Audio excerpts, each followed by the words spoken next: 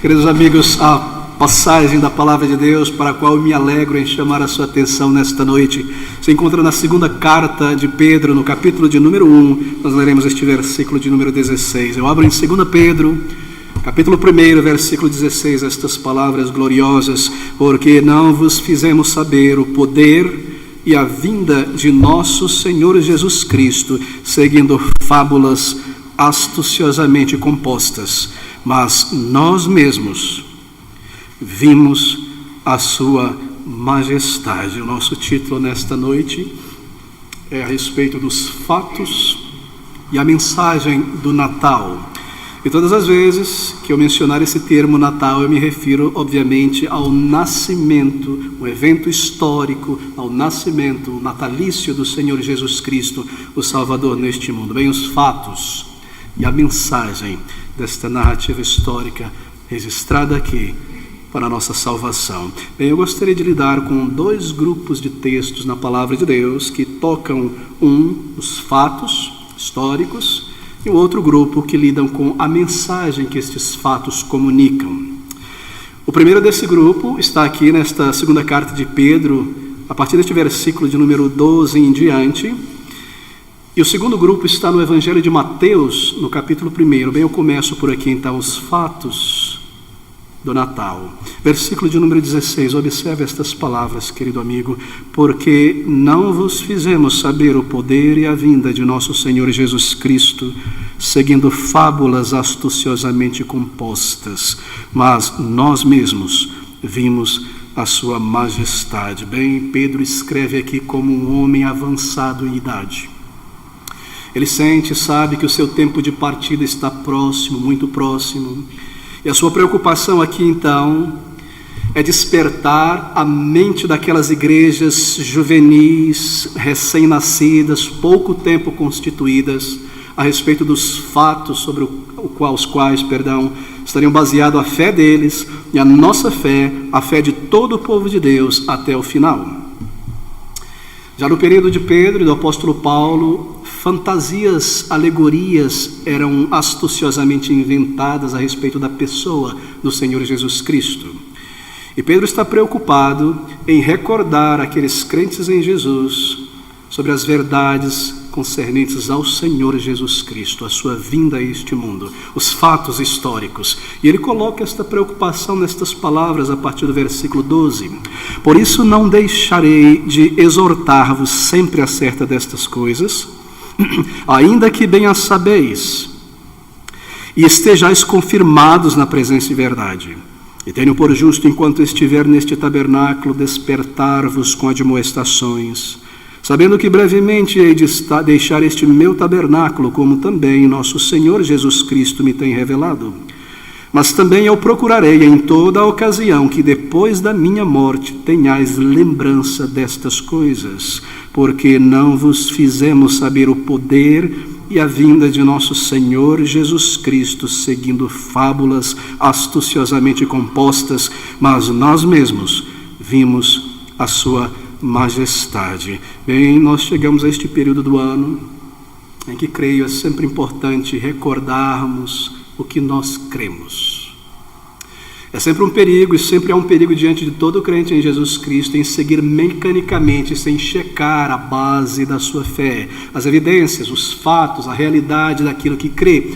E este é um ponto importante, o final do ano, quando nós lembramos do nascimento do Salvador, tocarmos mais uma vez nestes fatos sobre os quais estão hoje fundada a nossa fé, a nossa esperança, e a mensagem que estes fatos comunicam.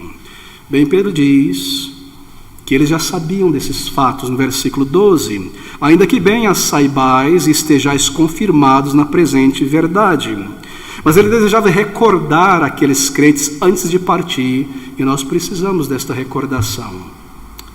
Porque nós temos um inimigo, queridos amigos, muito sutil, e a sua obra, o seu trabalho em relação à palavra de Deus é tentar esvaziar todo o significado histórico, real, da verdade do Evangelho e transformar a palavra de Deus em lenda, em fábulas, em contos. Satanás sempre buscou esvaziar a verdade da palavra de Deus E assim, nesta noite, neste ponto final do ano, olhando para trás, nós olhamos para um fato histórico, o nascimento do Senhor Jesus Cristo neste mundo. Perceba, querido amigo, como a mensagem do nascimento do Senhor Jesus Cristo aqui no Brasil, no mundo ocidental e em toda parte, na verdade, tem sido transformada em uma espécie de lenda folclórica. Uma espécie de mito, uma espécie de fábula. É assim que a maioria das pessoas encaram o Natal. Outro dia estava fazendo um lanche, uma lanchonete ali apressado, e atrás de mim um casal conversando sobre o Natal. E o que é o Natal para você? Isso não é nada, para mim não significa nada. É apenas um dia de comer coisas boas. O Natal é um princípio de renascer, de começar de novo, de olhar para frente. Você percebe como um evento histórico, uma verdade eterna, é transformada, é esvaziada da sua historicidade e transformada em um princípio vazio de esperança geral. E as pessoas dizem que nós temos que observar as demais religiões, porque as demais religiões também trazem esses princípios. As demais religiões também falam sobre renascer, sobre amor, sobre esperança, sobre olhar para o próximo, olhar para frente. E o cristianismo, esta mensagem de um salvador, de um homem, bom, nós não cremos nisso, no nascimento virginal, na ressurreição, em milagres, essas coisas são lendas, são folclores, mas nós cremos neste princípio, nós abraçamos esse princípio universal de amor, de renovação e bens. E assim a mensagem do Natal é esvaziada da sua historicidade, é transformada em um folclore, em um mito. E por trás disso está Satanás.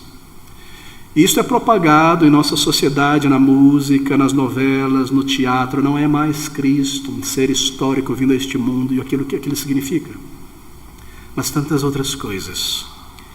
E aqui está esse perigo diante de nós. Porque se você nega os fatos do Evangelho, bem, então a verdade histórica também é negada. E a nossa fé está fundamentada em folclore, em mito, em lendas. E nós somos os homens mais tolos na face da terra em nos reunir aqui para adorar um Deus, um Salvador que não existe, fundados em mitos primitivos e folclóricos, se não é verdade o que está sendo narrado aqui, se não está fundamentado em fatos o nascimento do Senhor Jesus Cristo. Nós somos recordados do fato do Natal no versículo de número 16, do fato histórico. E Pedro exorta aqueles homens e nos recorda também, dizendo: porque não vos fizemos saber o poder e a vinda de nosso Senhor Jesus Cristo. O que ele quer dizer é, quando nós estivemos pregando para vocês sobre o Salvador, nós não fizemos vocês conhecer a verdade, o poder da vinda de nosso Senhor Jesus Cristo, seguindo fábulas astuciosamente compostas, mas nós mesmos vimos, fomos testemunhas oculares da sua majestade. E é nisso que está a verdade, a beleza, o poder desta mensagem do Evangelho. Que esta mensagem, querido amigo, é uma narrativa, mas é uma narrativa histórica.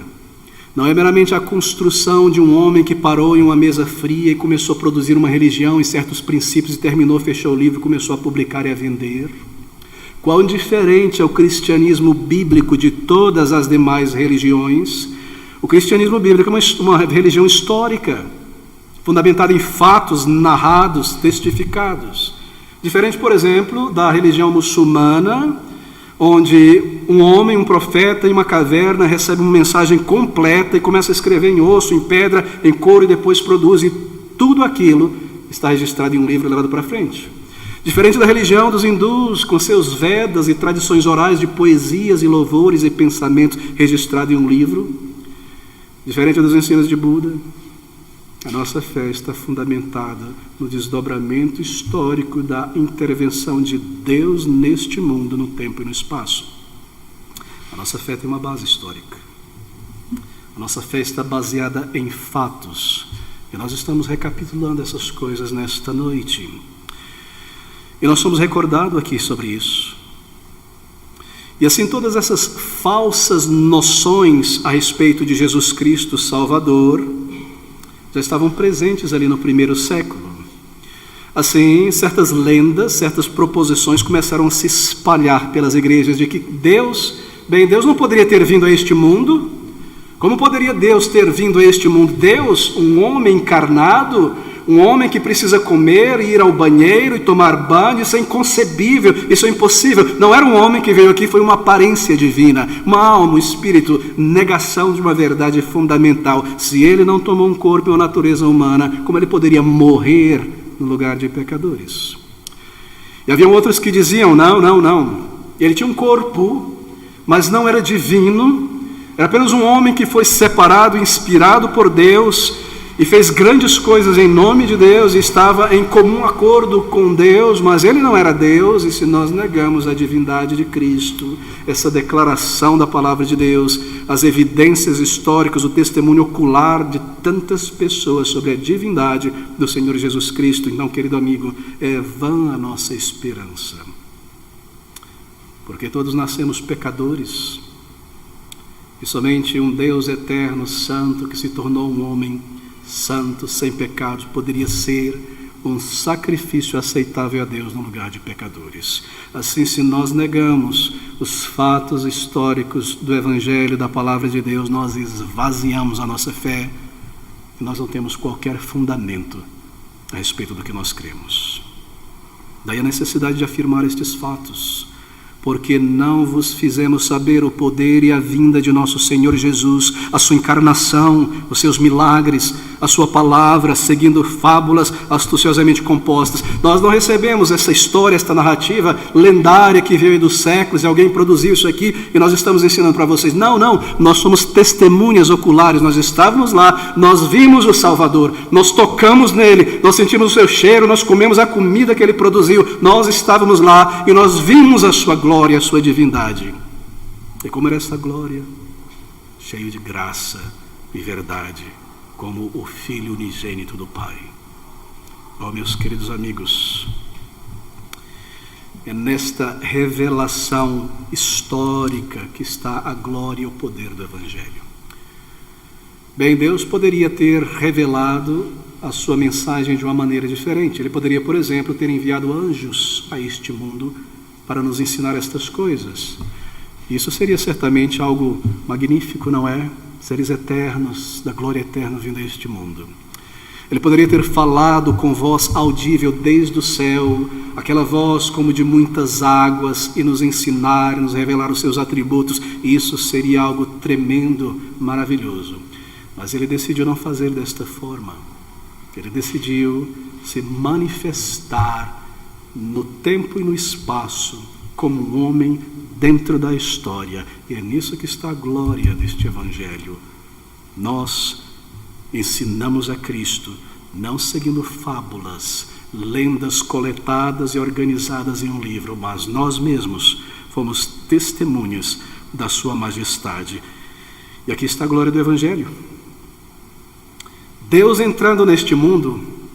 Não é tremendo isso, querido amigo? Deus vindo a este mundo, tomando um corpo, uma natureza humana e vindo a este mundo. Como pode ser isso? Isso vai além da nossa compreensão humana, racional.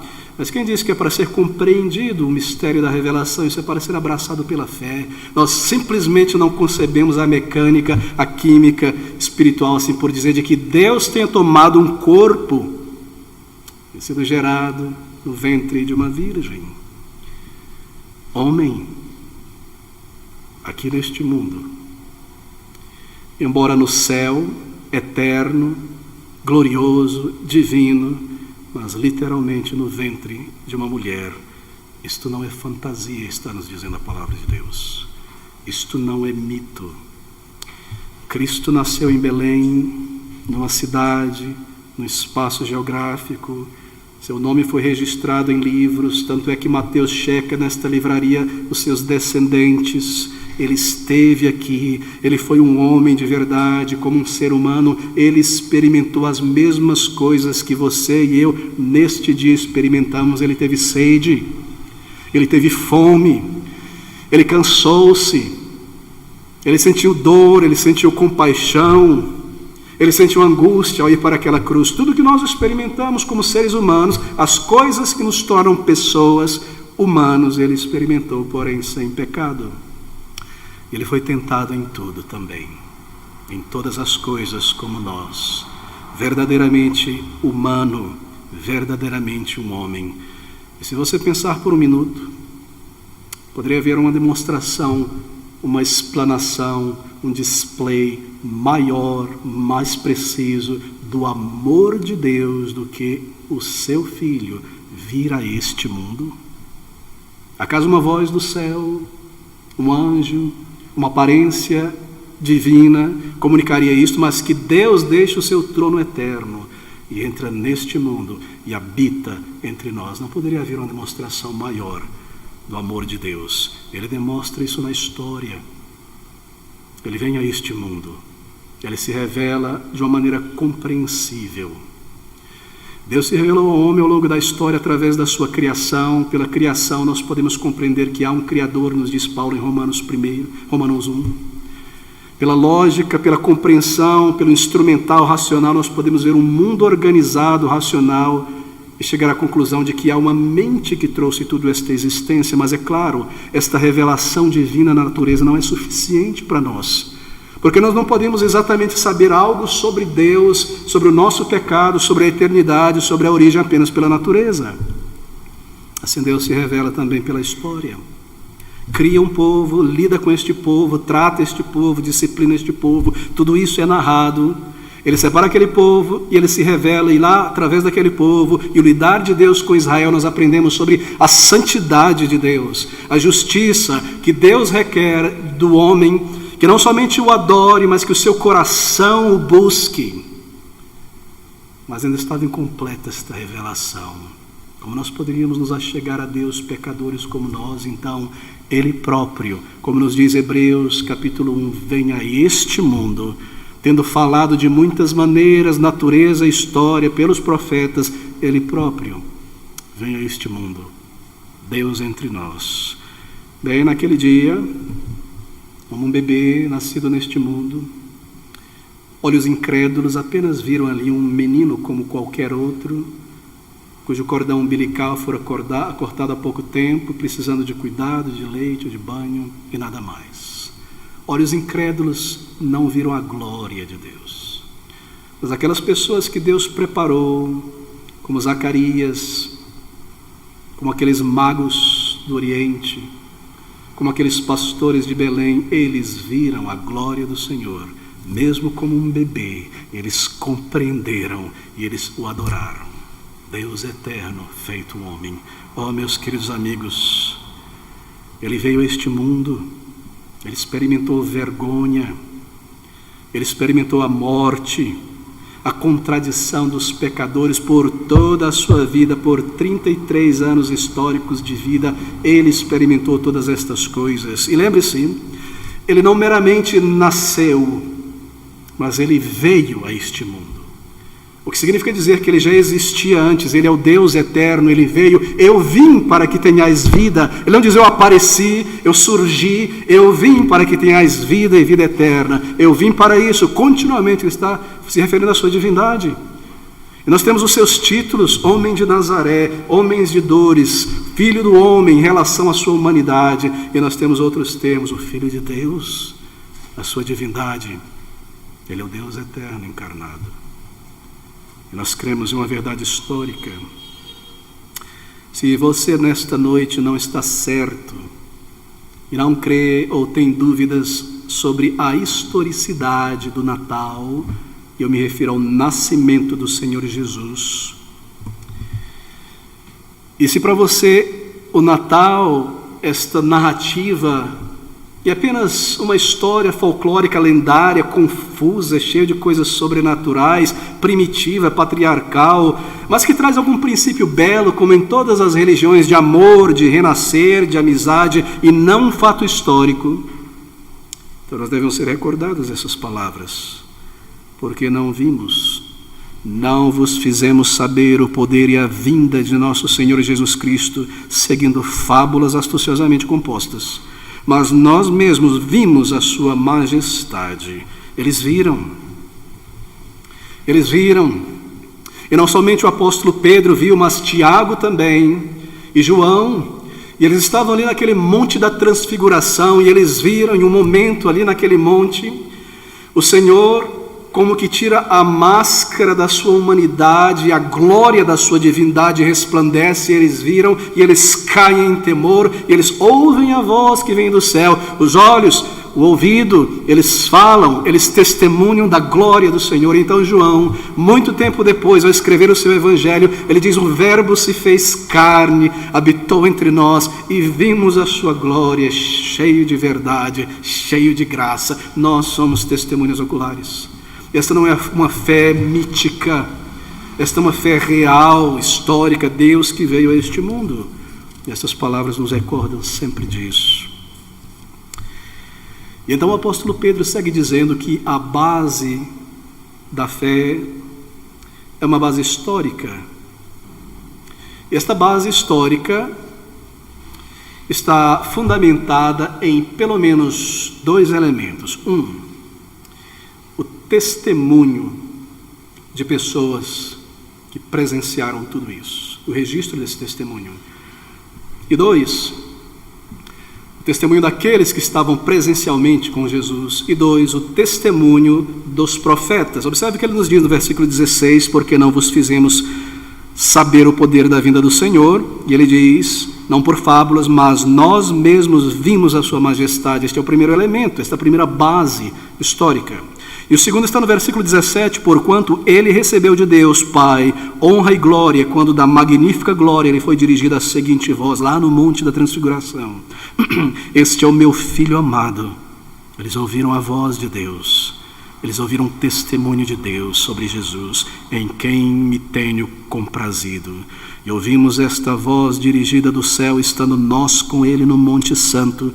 E temos, aqui está a segunda base, temos muito firme a palavra dos profetas, a qual bem fazeis em estar atentos, como uma luz que alumia em lugar escuro, até que o dia amanheça e a estrela da alva apareça em vossos corações. Eles estão dizendo que este primeiro elemento foram pessoas reais, vivas neste mundo, em um momento histórico, estavam ali como testemunhas da divindade de Cristo, da sua obra.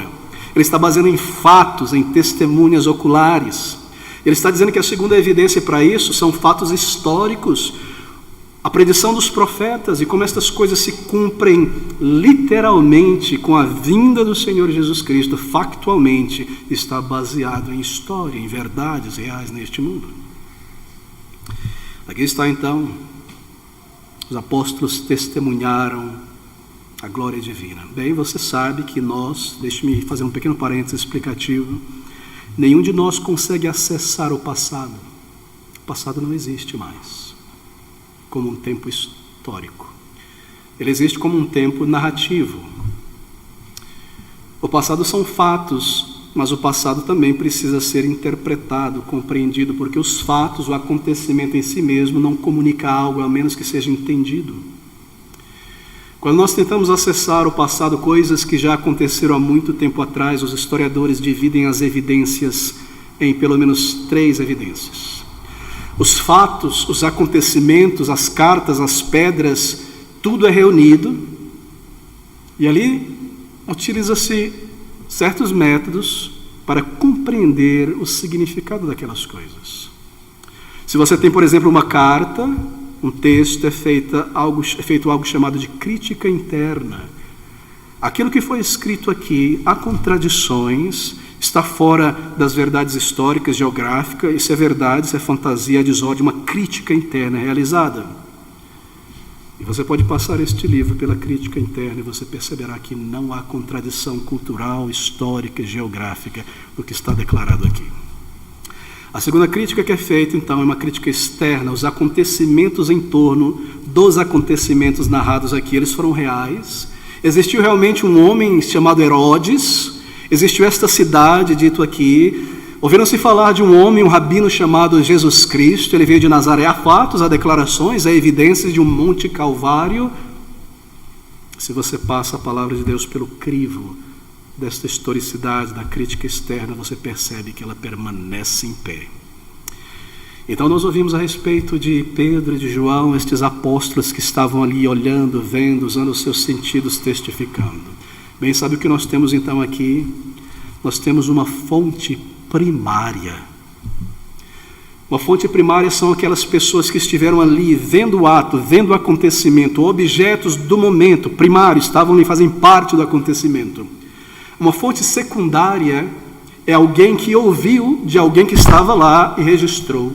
Uma fonte terciária é alguém que leu de alguém que ouviu de alguém que estava lá. Nós não temos aqui fonte terciária de pessoas que ouviram séculos e séculos depois sobre a vinda do Salvador. Nós temos testemunhas primárias que estavam ali, presentes, vendo, olhando, contemplando e compreendendo a realidade daqueles fatos. Os fatos, a morte, a ressurreição, o cumprimento do que a narrativa das profecias nos trazem. Este livro é uma narrativa de verdade. Ela não é apenas uma narrativa, uma construção literária sobre uma história, uma narrativa histórica, com H, não história, fundada na verdade, em acontecimentos reais. Bem, eu penso que é importante nós recapitularmos isso. Os fatos a respeito do Natal. E nós passamos agora então, nestes breves momentos, para a mensagem que os fatos comunicam. Abra comigo no Evangelho do Senhor Jesus, através de Mateus, no capítulo de número 1. Mateus, capítulo 1, nós recordamos estas palavras lidas em nossa segunda leitura das Escrituras. No versículo 18 nós temos esta narrativa histórica de Mateus. Ora, o nascimento de Jesus Cristo foi assim, que estando Maria, sua mãe, desposada com José, antes de se ajuntarem, achou-se ter concebido do Espírito Santo. Então José, seu marido, sendo justo e a não queria infamar, intentou deixá-la secretamente. E pensando ele nisto, eis que em sonho lhe apareceu um anjo do Senhor, dizendo: José, filho de Davi, não temas receber a Maria, tua mulher, porque o que nela está gerado é do Espírito Santo. Observe agora essas palavras. E dará à luz um filho e chamará o seu nome Jesus. Por que Jesus? Porque ele salvará o seu povo dos seus pecados. Este é o significado de Jesus, Salvador. E tudo isto aconteceu para que se cumprisse o que foi dito da parte do Senhor pelo profeta, dizendo: Eis que a virgem conceberá e dará à luz um filho, e chamará o seu nome Emanuel, que traduzido é Deus conosco. Bem, aqui está a nossa fé nesta noite. Este evangelho que nós proclamamos está baseado em fatos verídicos, registrados por testemunhas. Dois nomes lhe são dados: Jesus e Emanuel. Emanuel é um termo hebraico, El é o nome divino, Emanu quer dizer em nosso meio, conosco, Deus conosco, Emanuel. Esse nome obviamente foi dado antes da sua vinda a este mundo, antes mesmo dele ter nascido. Ele é Deus que estaria entre nós, habitando entre nós, o nome que representa a sua natureza divina. E então, queridos amigos, nós recordamos isso e nunca nos esquecemos. Ele é Deus. Ele é um membro da Trindade eterna, a segunda pessoa da Santa Trindade, igual ao Pai e ao Espírito Santo. Não a primeira, segunda e terceira pessoa, mas a primeira, segunda e terceira pessoa, uma só divindade em três pessoas, igual ao Pai, igual ao Espírito, em glória, em todos os atributos divinos. Como nós sabemos disso? A narrativa histórica nos diz. Ele fez coisas que somente Deus poderia fazer. Ele andou sobre as águas. Ele quebrou o princípio da gravitação universal. Ele ressuscitou o morto, somente Deus poderia fazer isso. Ele perdoou o pecado, somente Deus perdoa o pecado. E os judeus estavam certos em dizer que este homem, somente Deus perdoa pecados. Mas para que saibais, o que é mais fácil para Deus fazer, perdoar pecados, ou fazer outra coisa que somente Deus pode fazer um tetraplégico andar, para que creiais que o Filho de Deus, o Filho do homem, tem poder neste mundo para perdoar pecados. Então ele dá uma prova de algo que somente Deus pode fazer: levanta e anda. E ele recebeu adoração como Deus, e ele não negou, mas ele recebeu esta adoração. Ele é o Deus eterno, querido amigo, igual ao Pai, igual ao Espírito Santo, em toda a glória, ainda embora em uma forma humana, nascido neste mundo. Muitas pessoas em nossos dias, sobretudo seitas, não é algo novo. As seitas simplesmente trazem muitos elementos do passado, e você encontra hoje em dia seitas que tentam negar a divindade do Salvador, e muitas delas dizem, não, ele não veio, Deus não poderia vir aqui. Foi um fantasma, apenas uma aparência corpórea, mas não humana, apenas um anjo grandioso. O primeiro anjo maior de Deus é chamado de filho nesse sentido, de que ele foi o primeiro criado. Mas nós lemos sobre os seus milagres, nós lemos sobre o seu poder sobre Satanás, sobre a morte, a sua adoração, como ele perdoa pecados, o seu poder de dar a vida eterna.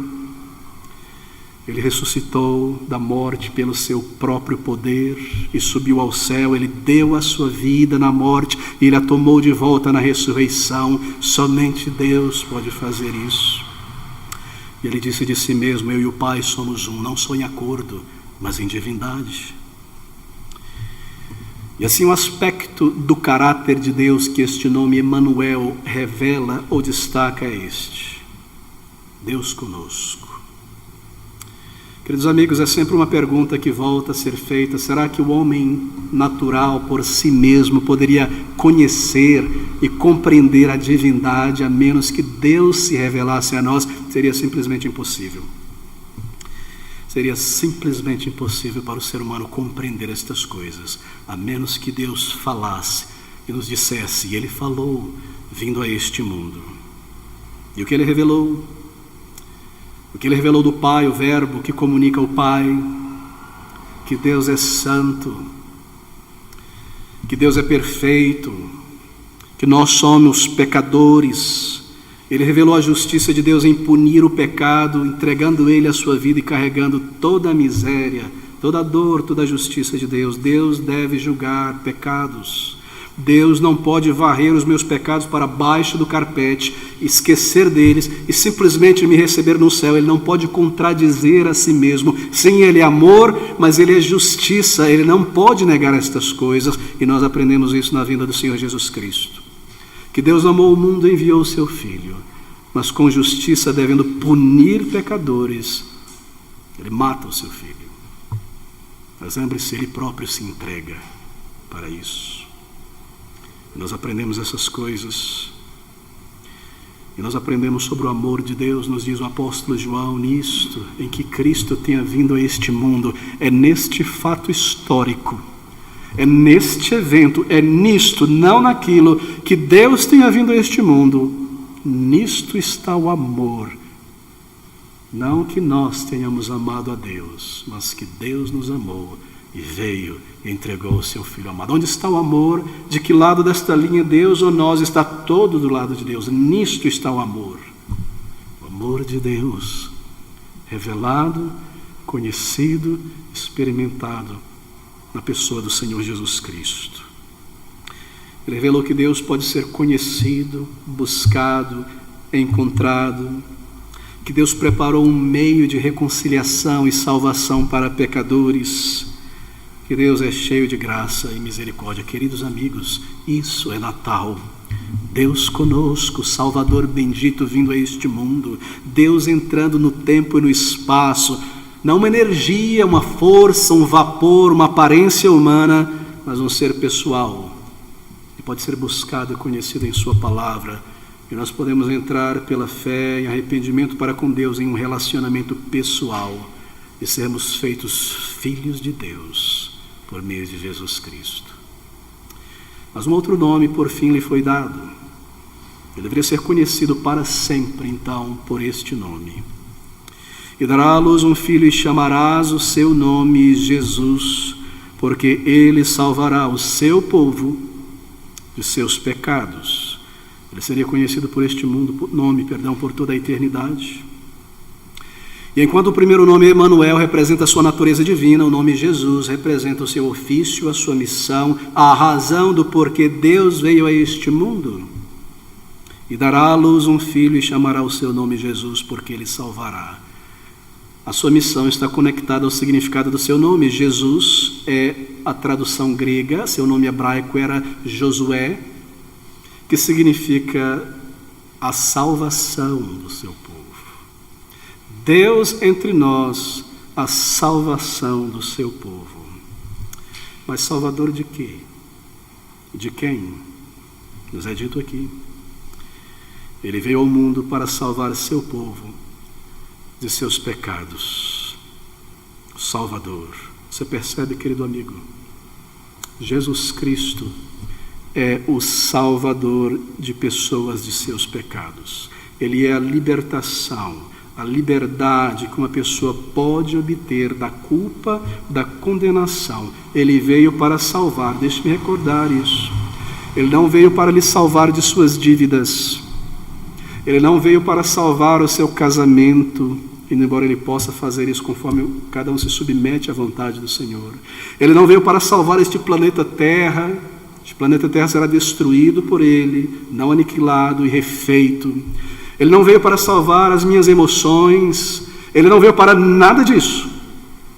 Ele veio para lidar com o pecado, como um sacrifício no lugar de pecadores. Foi para isso que ele veio. E se nesta noite você olha para o Salvador apenas como alguém que veio a este mundo para dar um exemplo e me salvar das minhas dores, e da economia, e das dúvidas, dos problemas e das contas, você simplesmente crê numa lenda e no folclore. Ele veio para salvar pecadores da consequência do pecado, do poder do pecado, da condenação do pecado. Nesta noite, neste dia, neste local, mais uma vez, o Senhor Jesus Cristo é apresentado aqui como o Salvador de pecadores. Quem são estes? Minha pergunta vem antes. Quando nós olhamos para a cidade de São Paulo e o Brasil, neste momento, nós perguntamos por como nós chegamos a este ponto. Por que o Brasil está como ele está hoje? Porque a violência nunca foi tão espalhada em nosso país como agora. Porque a corrupção alcançou níveis estratosféricos como agora. Porque o assassinato chegou a este ponto. Porque as estatísticas de suicídio chegaram a isso. Porque o número de casamentos e famílias e divórcios, destruição do lar chegou a este ponto. Porque o Brasil está como está. Porque nós nos encontramos nessa situação, e o mundo inteiro, e tantas coisas absurdas, tanto vazio no coração humano como nunca antes. Quanto mais o ser humano produz música, mais você percebe este vazio, bucolismo, vazio. Queridos amigos, eu devo lhe dizer que a razão de tudo isso, neste momento, diferente do que muitos creem, não é a má divisão dos recursos, não é a desigualdade social que trouxe este caos, esta desordem moral, não é o imperialismo dos mais ricos e mais poderosos, não é o império das drogas destruindo vidas, destruindo lares, não. Tudo isso é apenas a consequência, as folhas.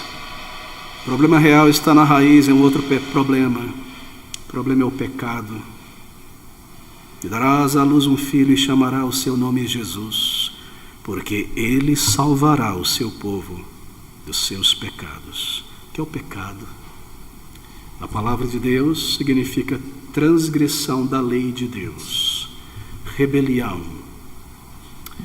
Deixa-me lhe perguntar nesta noite, você aqui presente e nos acompanhando, acaso você não tem um problema com o pecado nesta noite? Acaso você não tem um problema com o pecado? Com a mentira, talvez? Com a cobiça?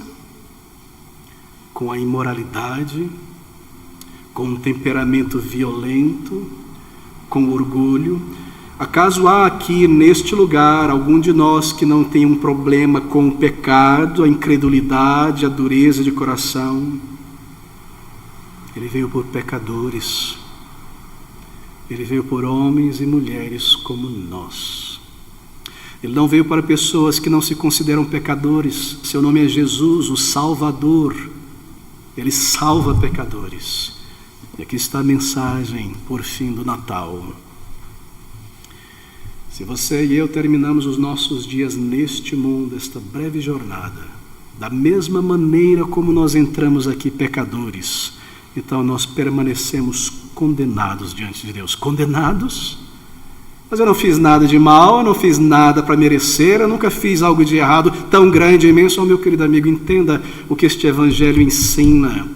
A palavra de Deus ensina que você não precisa fazer absolutamente nada para ir para o inferno. Você precisa apenas permanecer como está. João 3, 17 e 18, aquele que nele crê não será condenado, aquele que não crê já está condenado.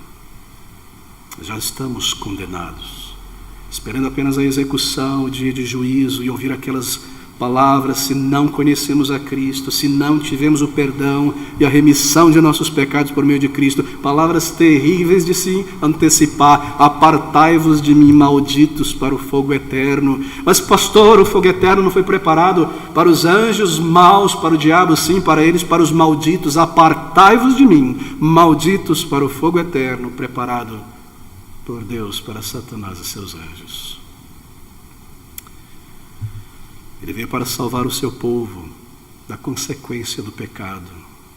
E como foi isso possível? Como ele alcançou isso? Todo pecado que nós cometemos é contra a lei de Deus, a lei moral de Deus, os 10 mandamentos. A lei de Deus é uma lei eterna, eu me refiro à lei moral. Um pecado contra a lei eterna de Deus é um pecado contra um ser eterno.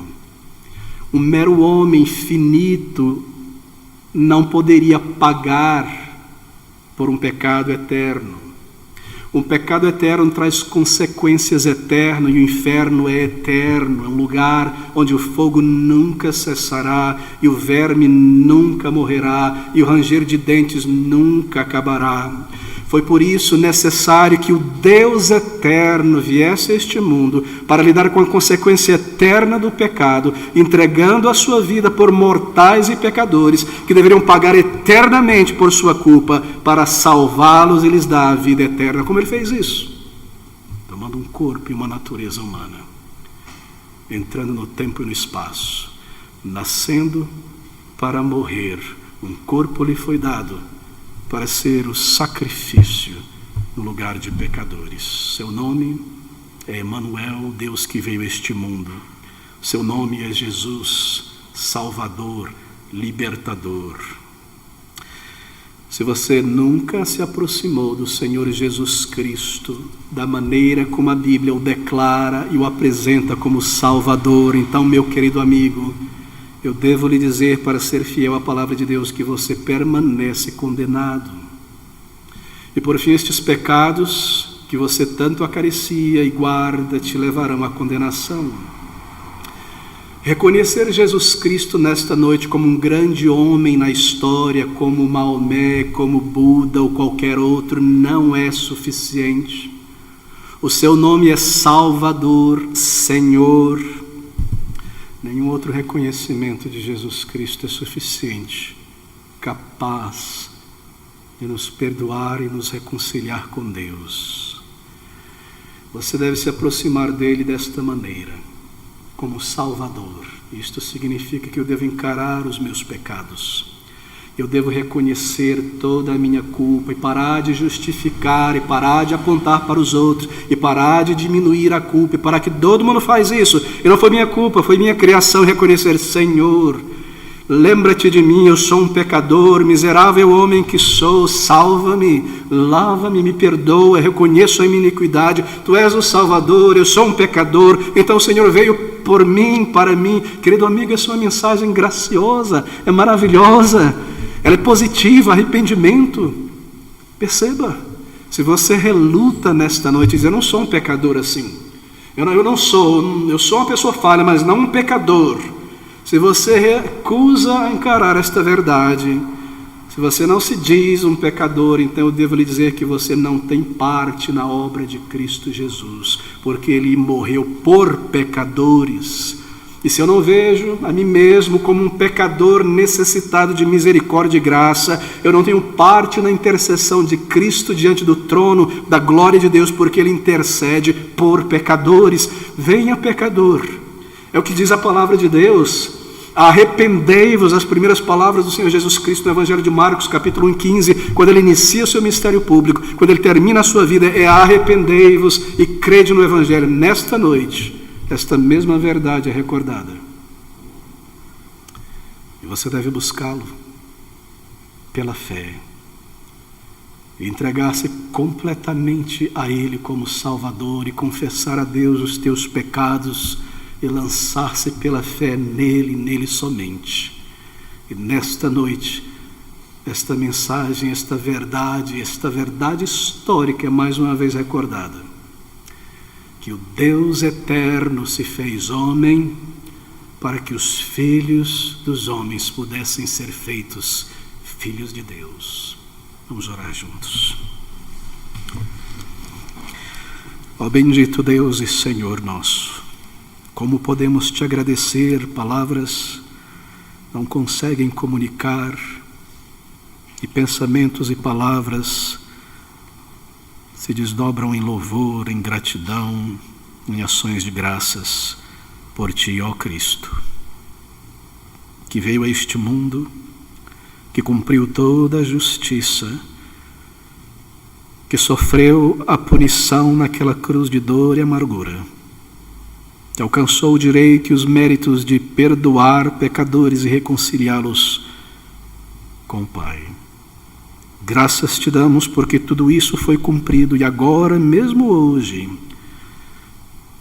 esta mensagem de vida, este convite para viver, este chamado ao arrependimento, é real, é verdadeiro e parte de um Deus eterno cheio de misericórdia e graça.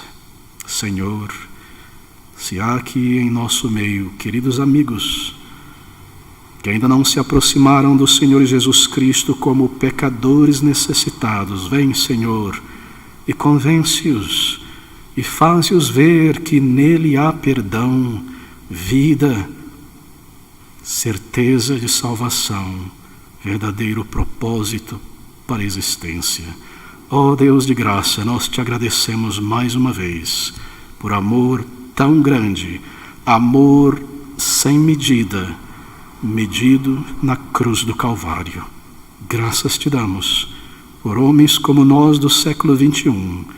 A mensagem vinda chegou até nós, a luz percorreu os séculos e raiou em nosso coração. E se há alguém, Senhor, que não conhece a Cristo experiencialmente, leva-os ao Senhor, leva-os ao teu amado Filho, enquanto há tempo, antes que o fim chegue e o Senhor Jesus retorne ou sejamos chamados a prestar contas. Nós clamamos a ti, nós te rogamos humildemente, visita-nos com a tua salvação e glorifica o teu amado Filho, o Senhor Jesus, nosso Salvador. É o que te rogamos, ó Pai, em nome dele, e para o teu louvor oramos. Amém.